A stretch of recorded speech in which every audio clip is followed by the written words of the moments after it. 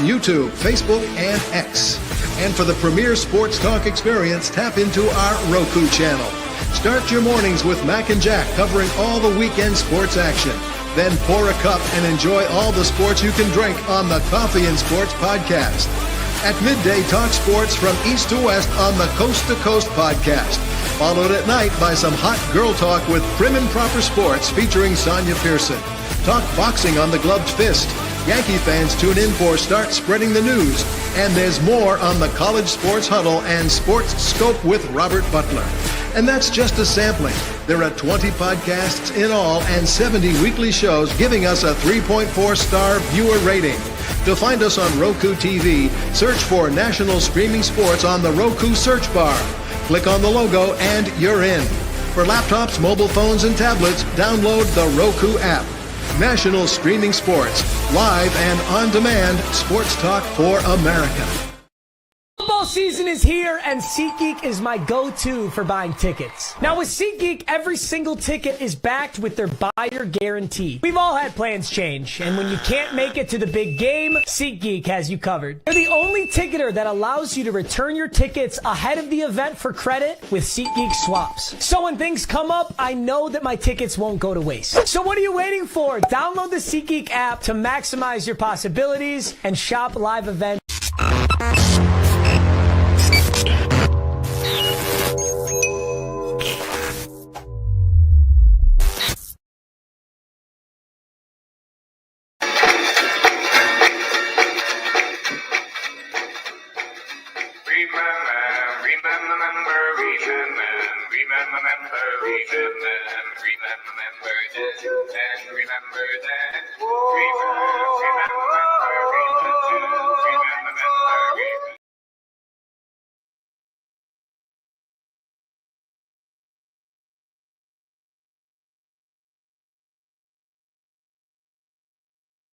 Morning, everyone. Welcome to the Sports Memory Show. Let me get you go. Come on. I swear to God. Come on. What is wrong with this thing? Are we going to get rid of this overlay or not, computer? Let's see. Thank you. There you go. Good morning, everyone. Welcome to the Sports Memory Show.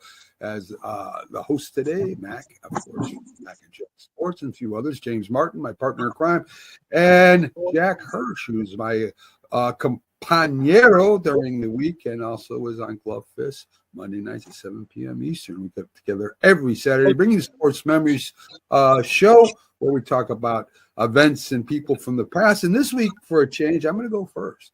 I think I got maybe one of the most interesting guys I've talked about since we've been doing this, and that's middle linebacker Ray Lewis, who started out with the Miami Hurricanes.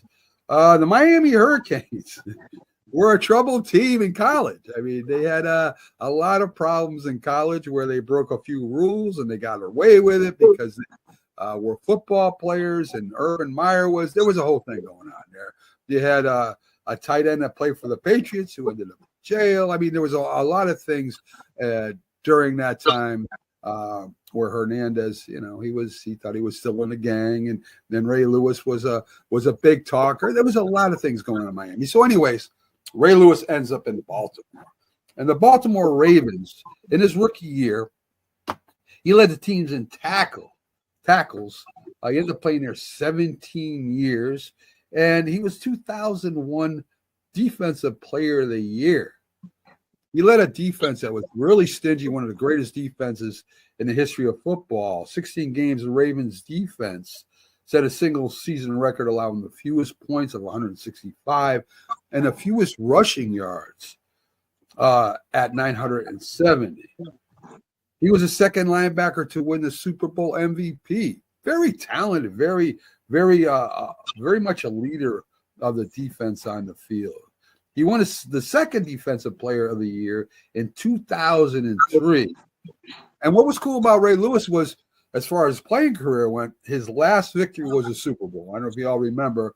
That was his last game. Went out on top, which a lot of players, really don't do. So His career tackles some are still records. He had a 2,059 career combined tackles, 1,568 solo tackles, 13-time Pro Bowler. So, and considered one of the greatest middle linebackers in NFL history. I mean, you could put him up there with easily with some of the greater linebackers, the Niskis and the Chuck Bednards and the, of course, the Dick Buckuses. He was that type. He was big, he was strong, and he was fast. But there was some problems with Lewis besides college. When he got out of and ended up in the pros, he was actually charged with murder. So let me get to it right here. This is from a January 13th article. Lewis pled guilty to obstruction of justice with the stabbing death of 2 men. The case is still unsolved today. Lewis pled guilty for obstruction, which was a misdemeanor, originally charged with murder, but struck a deal with the prosecutor, saying that he would basically, for his testimony, he would talk about the other 2 persons, what they did that day. He really didn't come down on those 2. He really didn't give the prosecutors clear evidence or clear testimony about his 2 friends that were involved. So he kind of did a okey doke on a prosecutor. He was supposed to come in and lay down some testimony on these 2 guys that would implicate them in the murder. But he did not do that to his 2 friends, and they were acquitted. The 2 men went to a sporting store the day before, bought some knives. One of the victim's blood was on the knife that was found in Lewis's car. Lewis told the passengers to keep their mouths shut, and that white suit that Lewis was wearing disappeared that night. So, I mean, I've seen people go to jail on a lot less than that, to tell you the truth.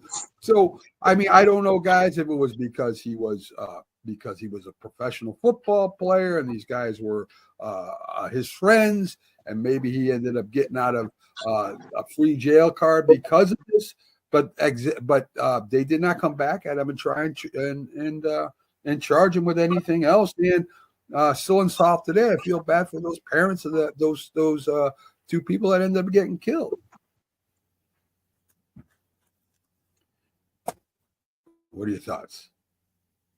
The legal system and covering up for someone else is complex. I'm going to tell you a story very quickly about this obscure boxer called Gerald Harris, who served 9 years in prison for a crime he didn't commit. His brother committed the crime, and his brother saw when Gerald was going on trial, he figured Gerald's going to get off. So he's going to beat the charge and everything's going to be good. So Gerald gets convicted. Now his brother doesn't want to see Gerald go to jail. So he comes forward and he admits the truth. I committed the crime. So the judge says to Gerald's brother, screw you. You can't come forward now. The case is over. So Gerald served 9 years in jail before they let him out for a crime he didn't commit. And then afterwards, Gerald would have no business with his brother at all, even though his brother was begging, to be back in his life. Understandably, Gerald didn't want to know from his brother, even though his brother did come forward as soon as Gerald was convicted, because he didn't want Gerald to do the jail time because he thought he'd get off. I don't know the situation with the Ray Lewis case. I know especially when you're younger, you tend to want to cover up for your friends of them to get off in some way. And it's a mangled situation because if you tell the complete truth, maybe they go to jail. Maybe you feel they really aren't guilty because of the circumstances. It's very confusing, the Ray Lewis case. But I do know this, when the Ravens first went to the Super Bowl, with Ray Lewis, I think it may have been against the Giants, the first time he went, I think he went to 2 Super Bowls. Super Bowl week is complex because all the things from the past come up because you have the world's media there and stuff that's not asked during the regular season or off season. Everyone's asking about the murder charge with Ray Lewis, even though it's long ago. And Shannon Sharpe is holding court speaking for Ray Lewis. Ray Lewis's head down is like a puppy dog. And Shannon Sharpe, in his loud, authoritative voice, is basically trying to put the media in their place.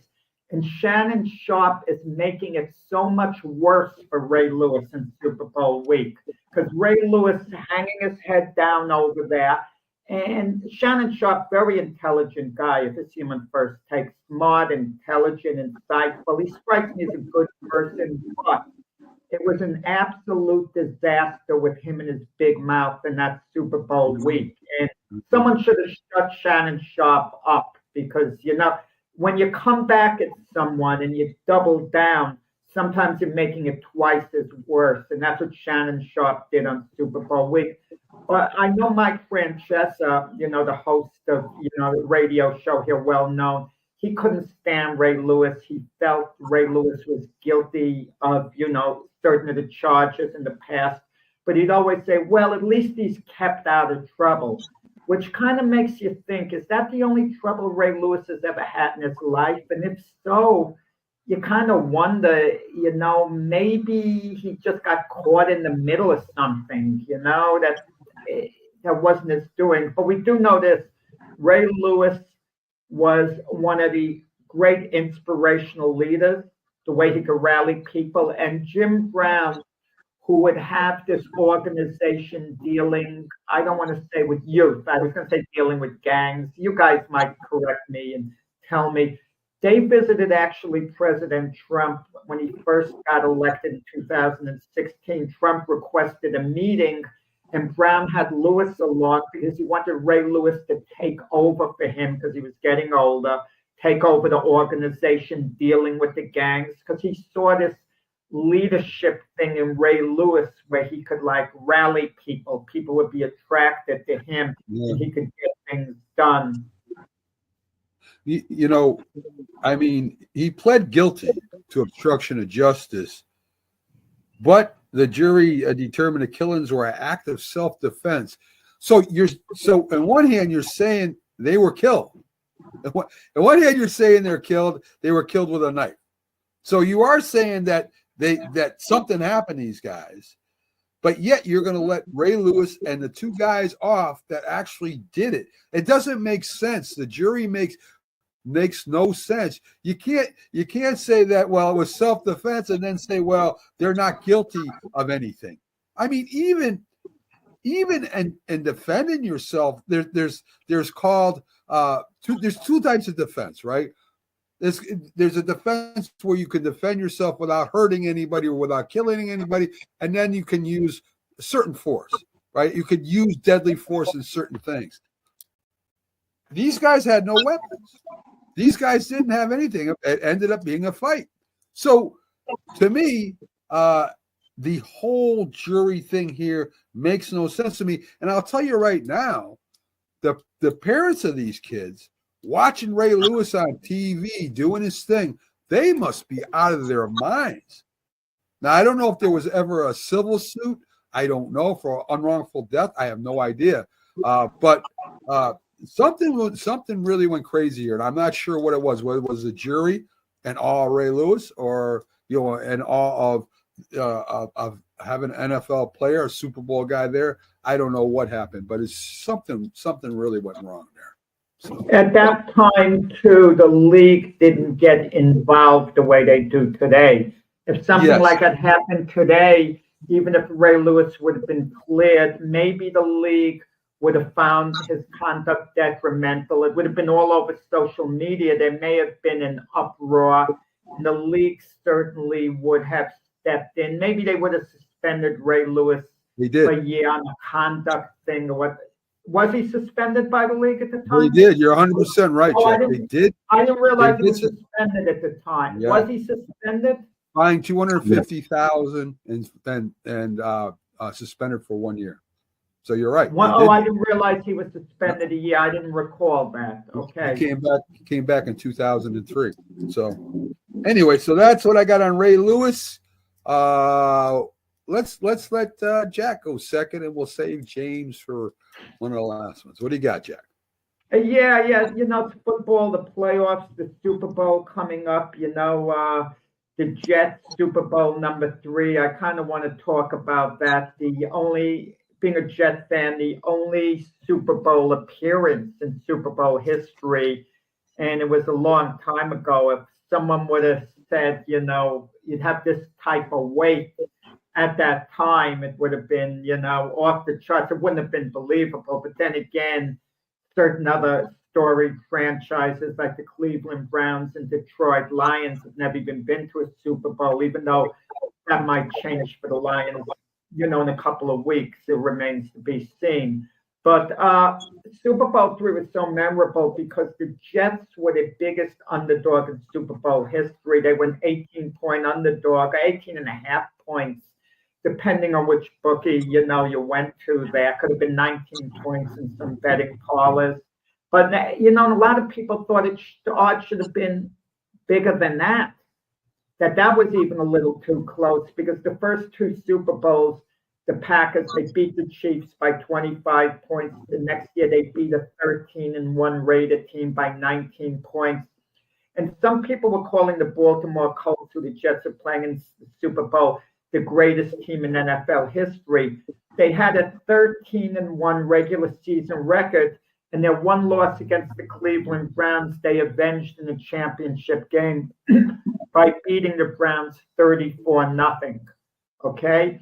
And the Colts had to win 2 games to get to the Super Bowl. That was a setup in the NFL, and the Jets in the AFL, the Jets had to win only 1 game to get to the Super Bowl.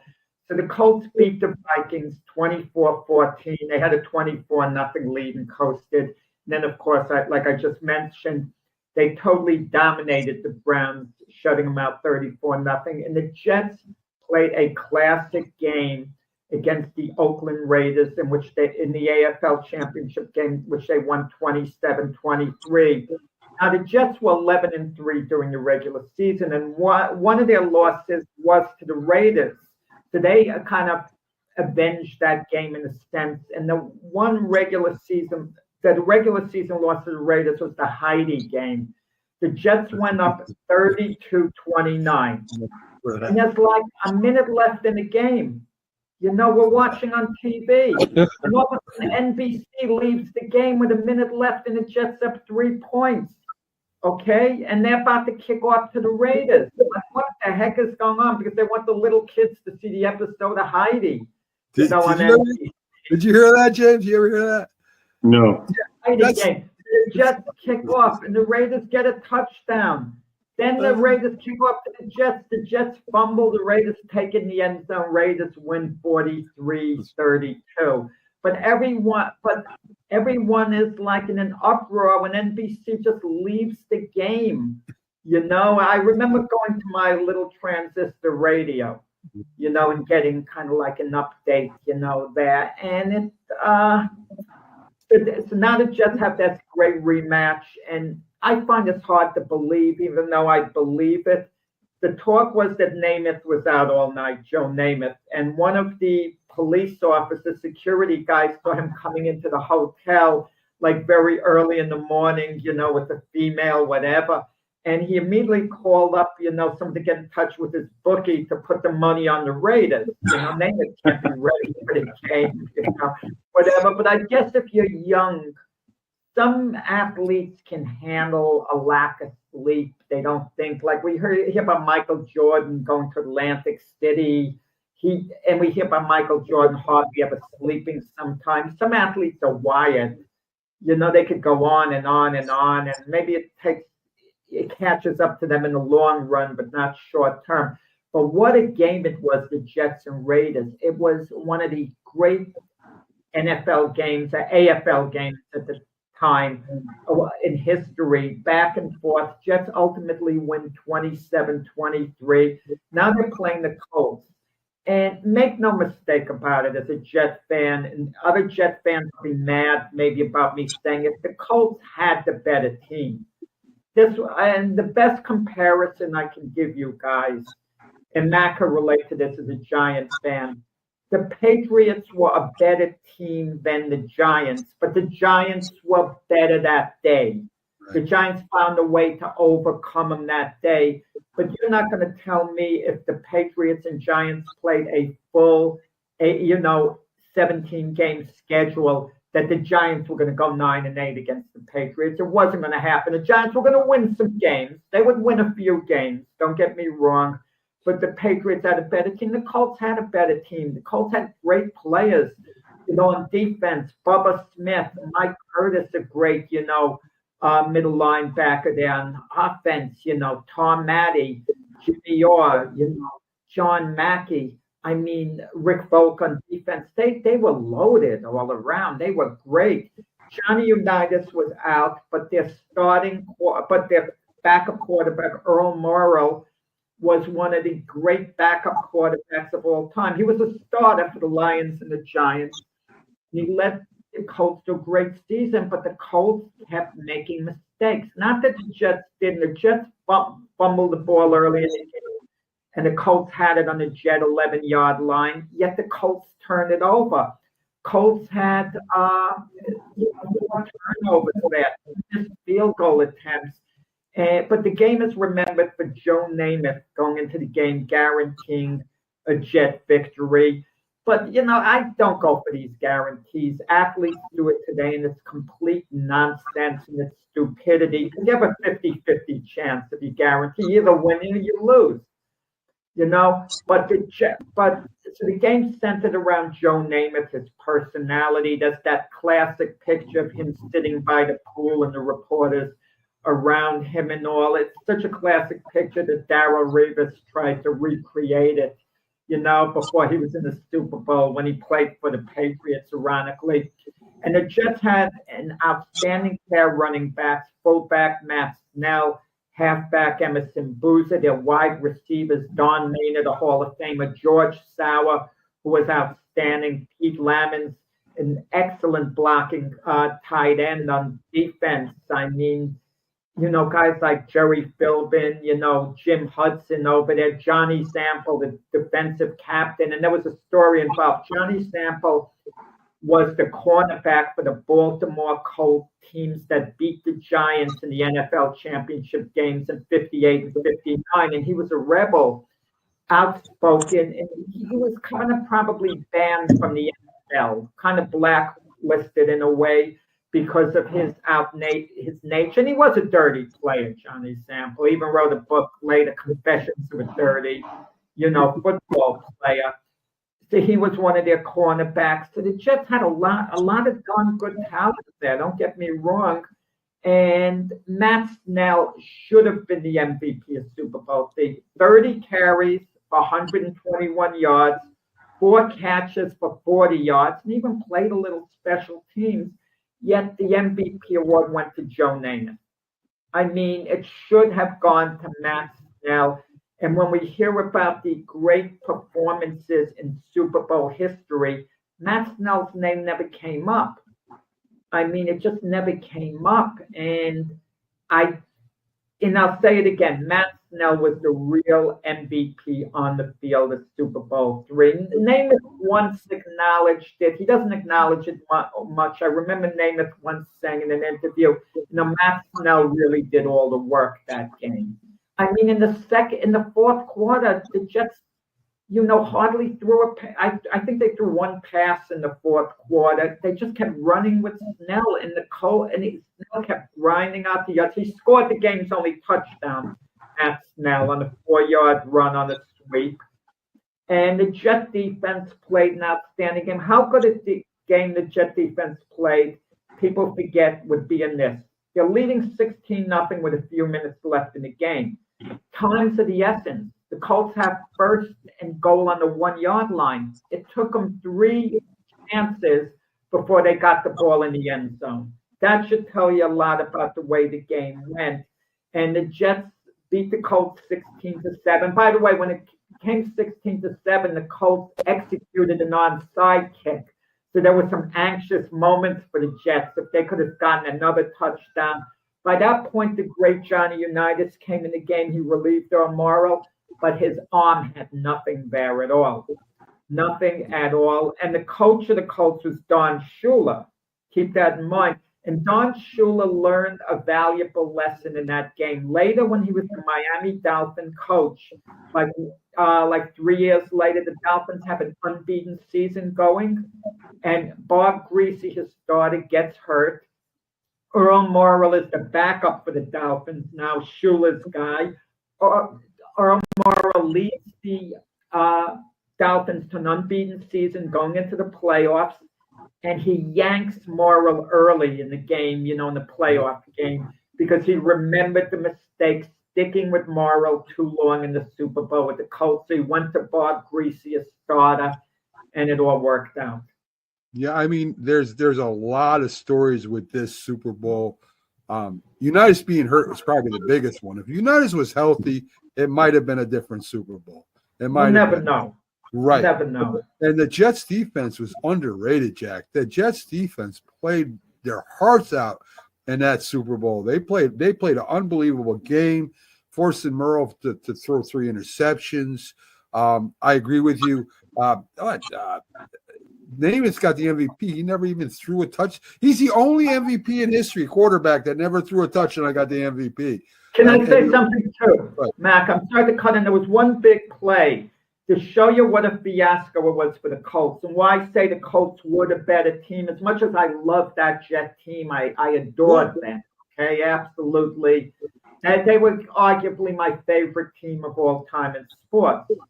But the Colts, right before the first half ended, the Jets up 7-0.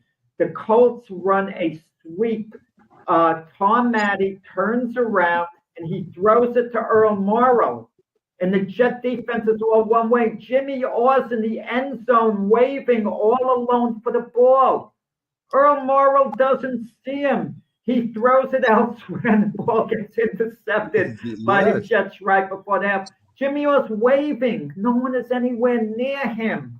Yeah. That'll give you an idea of the way the Colts unraveled all the mistakes, that everything was going wrong. That could go wrong with the Colts. But had the Colts been at the top of their game and the Jets at the top of their game, Colts would have won, but it would have been a tough game. It would have been competitive. They wouldn't have blown the Jets out by any means. The Jets were not a bad team. They had a good running game. They had a good defense. A running game, yeah. Yeah, I mean, they had an underrated defense, I'm telling you. And, they might have given a lot of points up to the AFL, but the AFL threw the ball all over the place. The Raiders threw the Mad Bomber they just threw the ball like crazy, the AFL. And that's why there were so many points scored.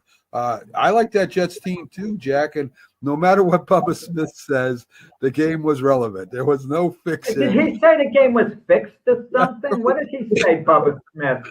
He wouldn't have said that, would he? Right after the game. He said it was What did he fixed. say? Yeah, I know there was some. I mean, how does anyone fix a football game? I mean, I don't think Bubba Smith said that directly. That would have been ludicrous. I can't believe that for a moment. But you have all these conspiracy theories. Like even with Scott Norwood missing the field goal, one of the former players on the Bills said, "Well, because the helicopters were flying above, it kind of had to." Yeah, Kenneth Davis said that. That's hilarious. Yes. Yeah, move the ball trajectory. It could be. You never know. Them helicopters will sneak up on you. So speaking of the Bills and Scott Norwood, James is here to give us a little information about one of the the greatest Bills quarterback of all time, by far, Hall of Famer Jim Kelly. Wait. Let me just cut in 1 second. Sure. We'll take that after. You said the greatest Bills quarterback by far. They got Josh Allen. He hasn't hit yet. He hasn't hit it yet. Okay. He's got to get to that point. Now, with that said, Jim Kelly is not only one of the greatest quarterbacks for the Bills, let's just say, but I mean, let's just say he's a great quarterback that played in the NFL as well. But he's one of the great quarterbacks from a draft. I mean, we're talking about 1983. 1983. All three, him, Dan Marino and John Elway were drafted in the same draft, man. That's an incredible draft that you get like 3 stud quarterbacks that end up being Hall of Famers. And wow. And then playing, they're all in the AFC playing against each other, but particularly Dan Marino and Jim Kelly. Speaking of that, their duel was Jim Kelly's 15-8 in the AFC East. They played each other that many times, and but we know why. I mean, Buffalo was a much better team collectively versus Miami. But with that said, going into Jim Kelly's history, Jim Kelly started out at East Brady, Pennsylvania. He went to high school in East Brady. He was a star quarterback there.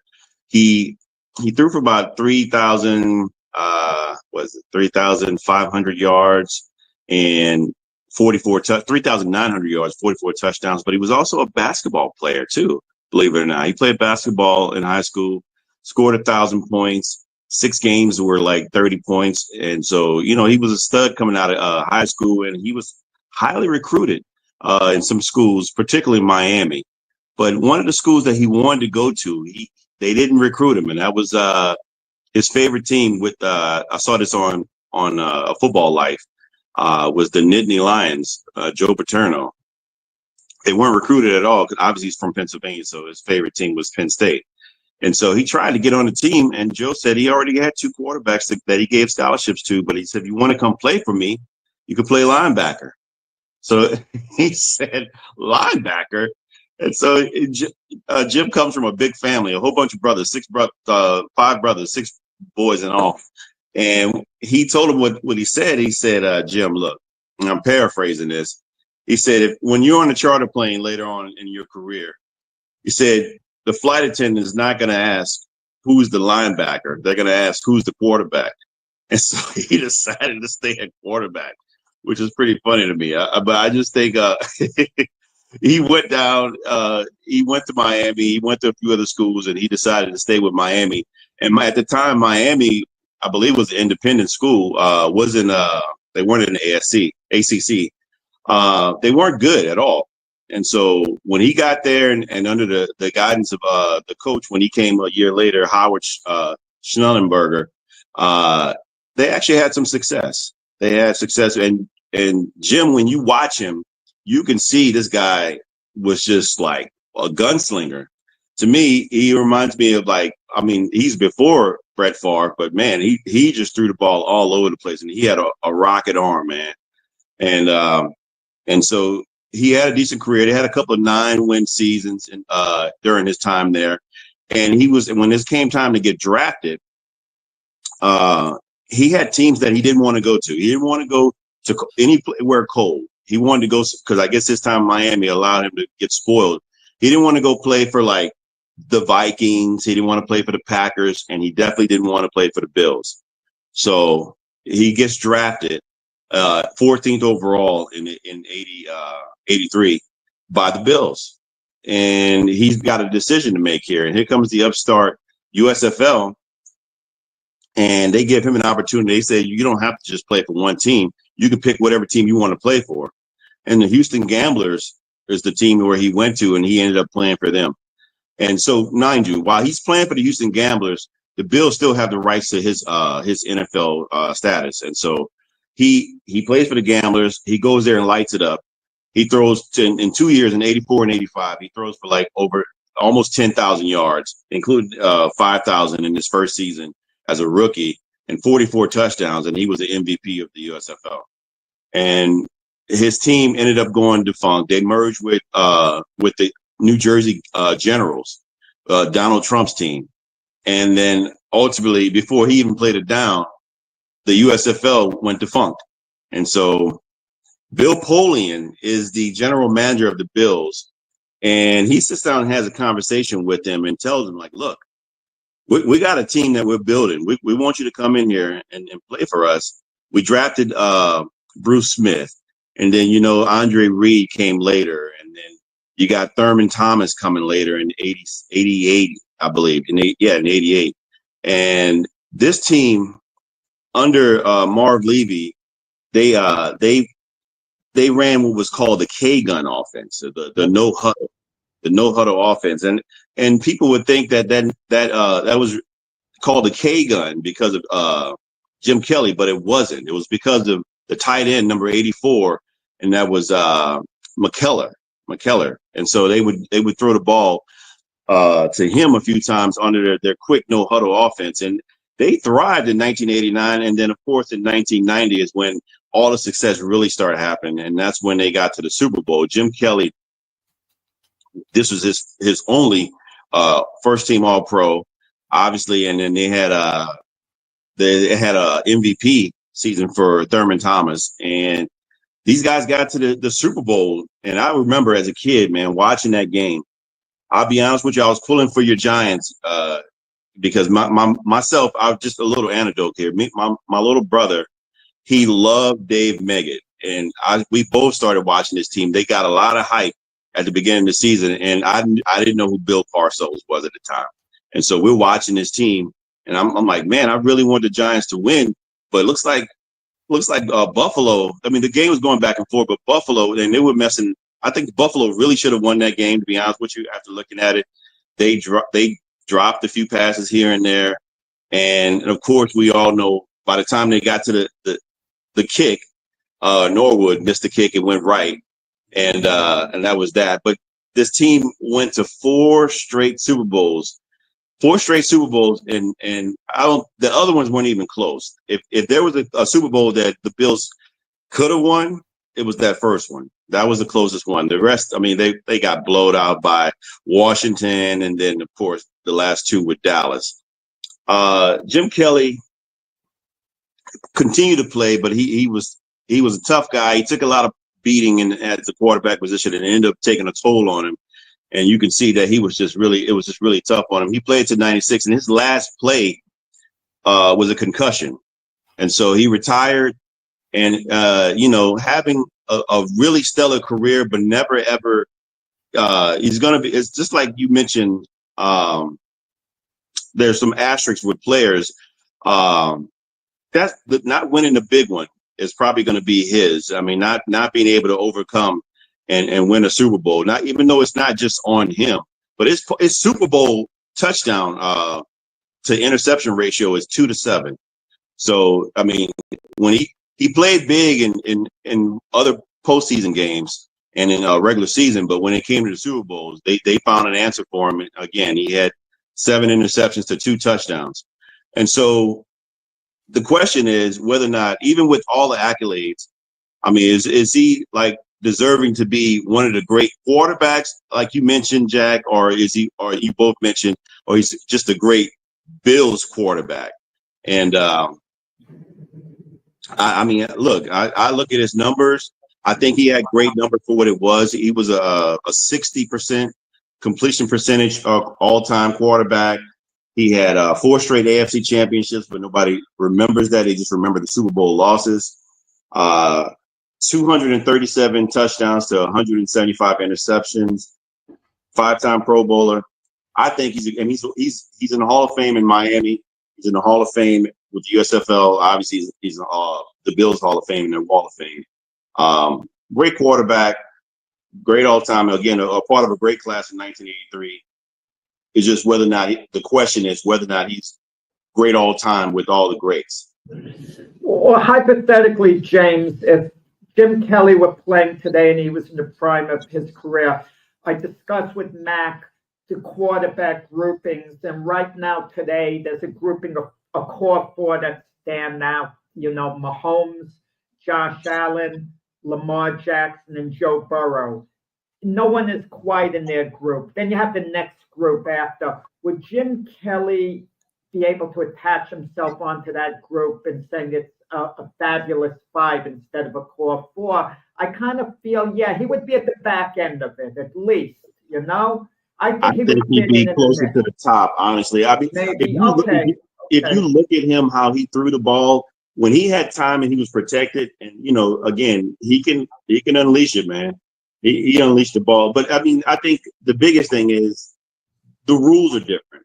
Quarterbacks are certainly protected now. I mean, even with bad offensive line play, you can't hit a quarterback any kind of way you did the way they got hit back then.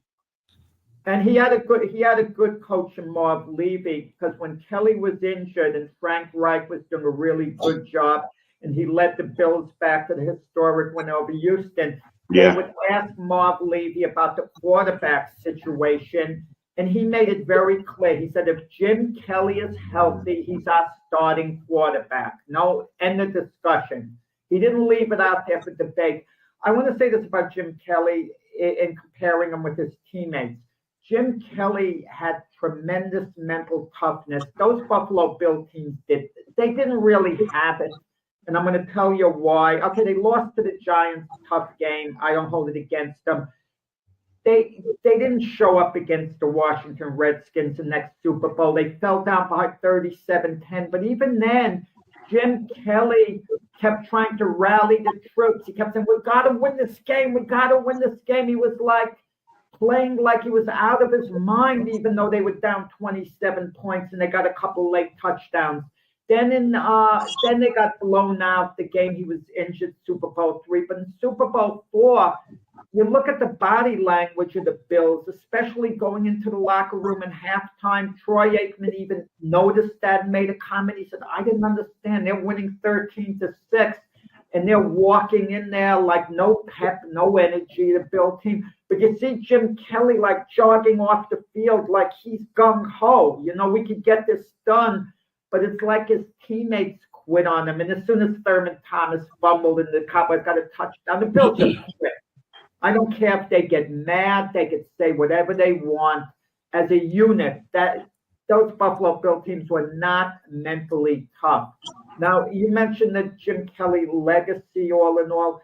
Legacy's hard to pinpoint. Terry Bradshaw had 4 Super Bowl wins. Troy Aikman 3. No one is going to tell you those guys were as good as Dan Marino. Everyone will put Dan Marino at least a little ahead of him, right?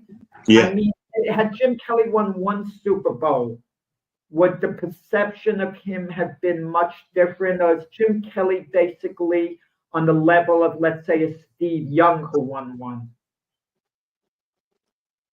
You can't even put him there. I mean, like you say, if he won one, I'm just looking at the numbers. I hate to even use numbers, but 2-7 in the Super Bowl is pretty bad, man. Interception. I mean, don't get me wrong. When you're down, you're probably throwing a lot more to try to get your team and rally your team. But 2 touchdowns to 7 interceptions, that's not great. Jim Kelly in the Hall of Fame? Yes. 2002. Yeah, okay. So let's compare him. Is Phil Simms isn't in the Hall of Fame, is he? No. So, I mean, but Phil Simms was sensational as a Super Bowl MVP. Arguably, he had put in the greatest quarterback performance of all time in the Super Bowl. In 86. And he was part of a team for a 2nd Super Bowl win, and he's not in. Yeah. Well, you talk about the Bills. Wins and losses is not a quarterback stat, but if you're talking about Simms didn't play in that Super Bowl against the Bills. It would have been a totally different game. It was hot stuff, right? If Phil Simms was the quarterback, it would have been totally different kind of offensive scheme, right? They ran the ball. They controlled the ball. Hostetler ran with the ball. He threw a couple passes, but mainly it was O.J. Anderson who got the MVP. He's the one that did all the work for the Giants, and the Giants defense pretty much shut down. all over again. O.J. Anderson, right. About earlier. Right, and the Giants defense for the most part. I mean, at the end, the Bills kind of made it iffy, but the Giants shut down the Bills' offense almost the whole game. So, I mean, you got to give Belichick credit. I think it was Earnhardt was the offensive coordinator for the Giants. The game plan was just changed because of that. So, but the NFC dominated back then, James. I agree. Late 80s, the early 90s. I mean, the Bills aren't playing, the Washington Redskins twice. They're not playing the Dallas Cowboys twice. It was different. Like the AFC is dominating right now, right? They have been dominating. It kind of goes in cycles. I think Jim Kelly was a very, very good quarterback. Is he great? I don't know. I don't know if I put him in Dan Marino's class. I don't know if I put him in John Elway's class. I don't know if I put him in Tom Brady's or Peyton Manning's class. I don't think so. I mean, he's there, but he's not them, you know? You know, which makes me think, guys, Mac, okay, we talk about the draft. Let's say we had an imaginary draft. Every player in NFL history is 22 years old, and we know the type of player they're going to be, and they're coming out of the draft. Do you pick a impact position player, non-quarterback, figuring I could get Jim Kelly in my second round pick, so I could get LT in the first round, and I'll get Jim Kelly in the second round, and you strike immediately with a Tom Brady and Peyton Manning, and then get a great position player later on? I mean, you flip-flop it. How do you do it? That's hard. I mean, especially Tom Brady. Tom Brady was not even in the first. I mean, we're saying if we knew now. Yeah, well, we know what the type of players they are going to be. That's what I mean. That's tough, Jack. I mean, that's tough. Would you, let me ask you this. Would you draft Jim Kelly or Derrick Henry first? Wow. Well, You talking about now or then? Now. Oh, I would draft Jim Kelly first. You sure? Usually it's always a quarterback. I know. The year Kelly was drafted, John Elway went 1, Eric Dickerson went 2nd. I mean, right. Eric Dickerson, one of the great running backs of all time. There's context in the reason why I asked that question, Jack, because back then a running back would go number 1, because the game ran through a lot of times with some teams ran through the running back. But I'm talking about now the game's running through the quarterback mostly. So, I mean, I would take the quarterback. I would take Jim Kelly. Knowing what their careers ended up being, I would take Jim Kelly. Of course, King Henry's career isn't over yet. It ain't over yet. So. You want to know something? There's so many outstanding quarterbacks in history. You could say, okay, I'll take Eli Manning in the 3rd round and get me, Jerry Rice and Ray Lewis, in rounds 1 and 2. Right. Exactly. And I could roll with Eli. You could have Patrick Mahomes. I understand. I'd rather go. Yeah, it's such a complex question. Oh, definitely. Man. Let's talk about one of Jack's. You didn't know one of Jack's relatives was a pro football player, did you, James? No, I did not. Oh, yeah, you're talking about. I heard when I was a kid. Crazy Legs Elroy Hirsch. Elroy Hirsch, yes, Crazy Legs. Elroy Hirsch. He wasn't a relative. Everyone links the name. What happened once? I'm covering a boxing show, and there's this boxer from California. Okay, he's black. His name is Tony Hirsch. When they announced his name, why did everyone's head look at me? And I said, he's only a distant relative. That's it. I told him, don't look at me. Come on. That's right. Somewhere, I mean, you're related. I mean, the Hirsch name somewhere you're related. I heard it when I was Crazy Legs Hirsch was with with the Rams in 2019. Crazy Legs at times. Did you? I bet you didn't run like him. I'll tell you that, because 49, 57, and 51 championship season. Check this out. Crazy Leg Hirsch tied or broke multiple NFL records. 1,495 yards in receiving. 12 games, guys. Averaging 124.6 yards per game. That's incredible. Wait a minute. Was he a running back? No, he was a wide receiver. He was a wide receiver, okay. Yeah. And the LA Rams. 17 touchdowns led him to a 51 championship. His father said he used to do that on purpose with his legs. They said he ran like a demented duck, right? I mean, his legs were like, it was almost impossible to tackle this guy. But his father said he would go out and cement blocks, and he would do this on purpose, so he would be harder to tackle, I guess. Right. He went to World War II, came back, and of course finished his career out with the Rams. And the Rams in the 50s were a very good team. In the 70s they were pretty good, but is it today or is it tomorrow? They play the Eagles And I think they win. I'm just telling you. I think You're picking the Rams over the Eagles tomorrow. I'm picking the Rams. I'm picking. On Win Sunday, outright. I heard a couple of people pick the Rams as well.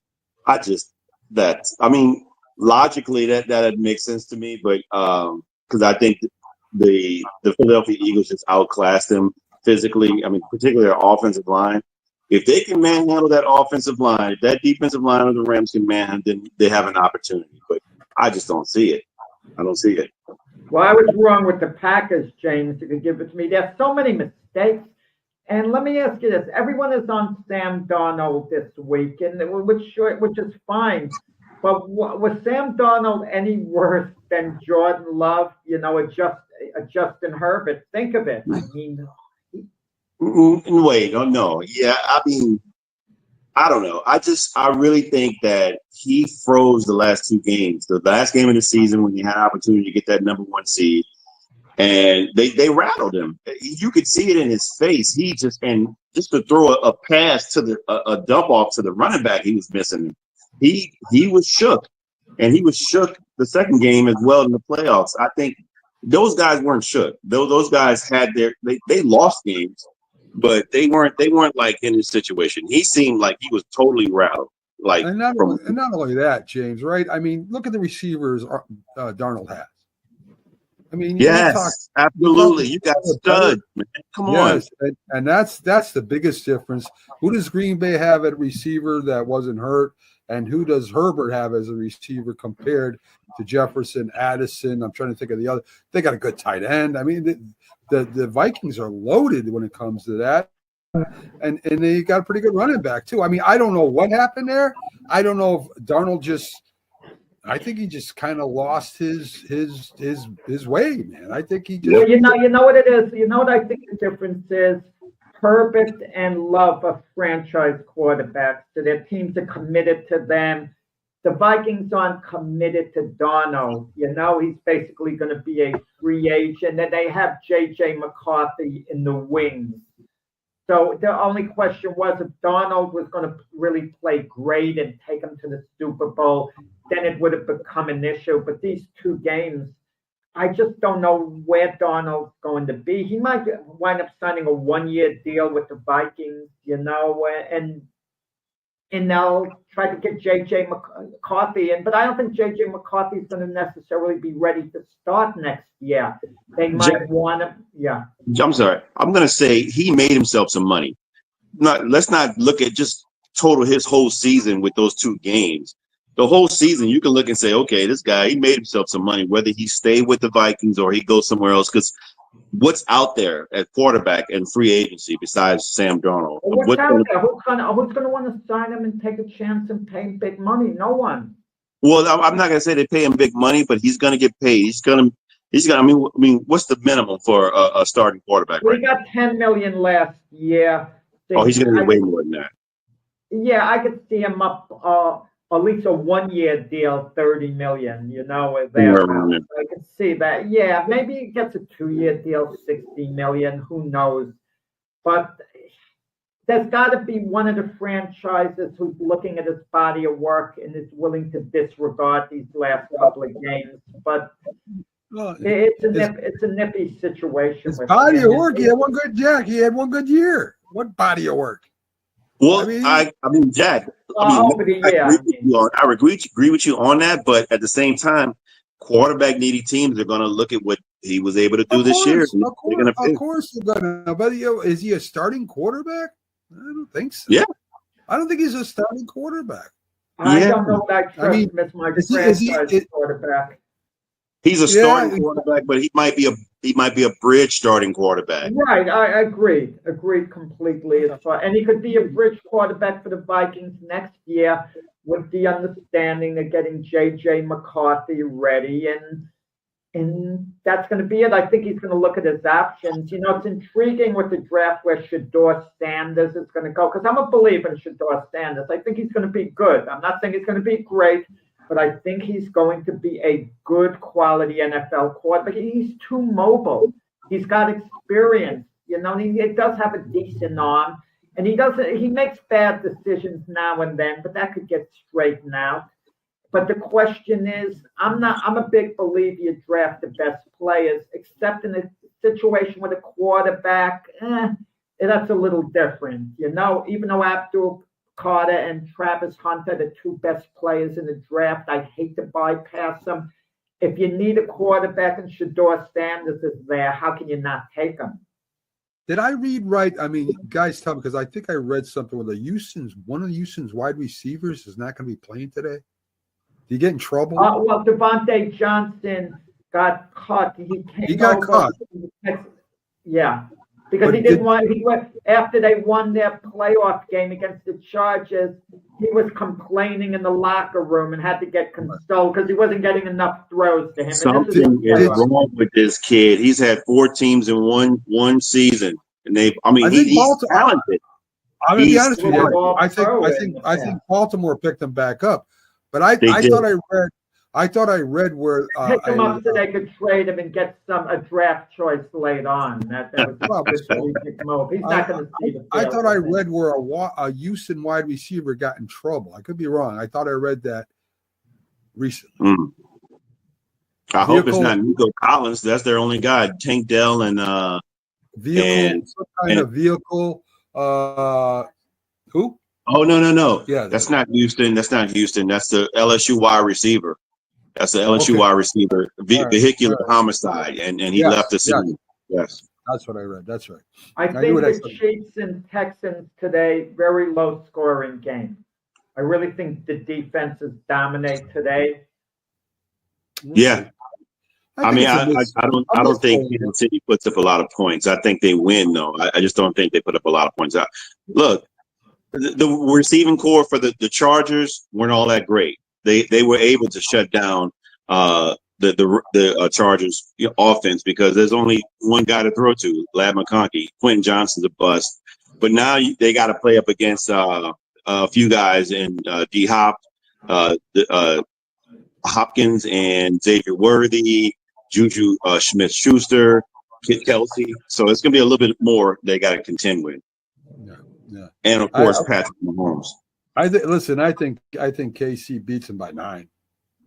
I'm picking Houston on a 16-13 type game. I really think it's very low.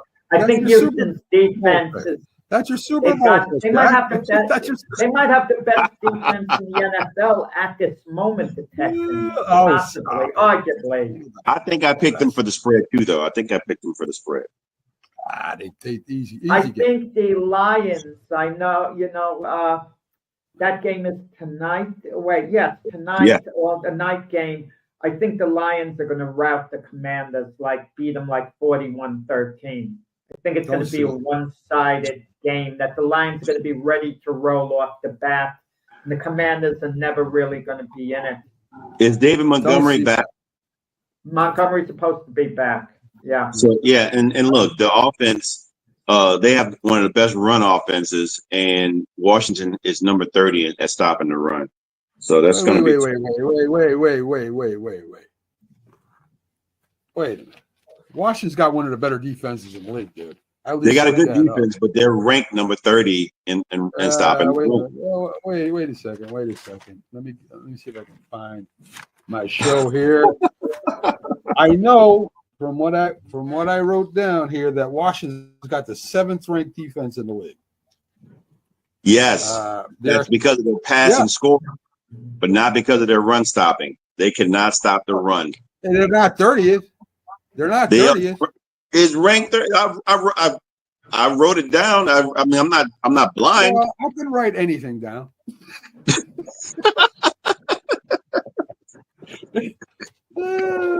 Washington has a better defense than they get credit for. Here we go. Let me get here. Washington, the Lions defense is ranked 20th. The Lions pass defense is ranked 30th. Washington, let me get to them real quick. The rush offense is number 3. The rushing offense against that Lion running. I don't have the Commanders' pass defense. I do. The defense, their offense is number 3 on their rush, like you said, number 17 in passing and 5th in scoring. So their offense is good. but their defense is 13th overall. They're third against the pass, 18th scoring, and 30th against the run. Well, that's all right. The Lions' pass defense is 30th, so we're going to pass. Well, the Commanders are going to pass all over. How about that? I don't know. I mean, the Vikings had that team, and they shut them down, man. I mean, I was surprised because I picked the Vikings to win that game in an upset. And they shall see. I know it'll be a lot of fun watching tonight, folks. We'll be back with a big football show tomorrow.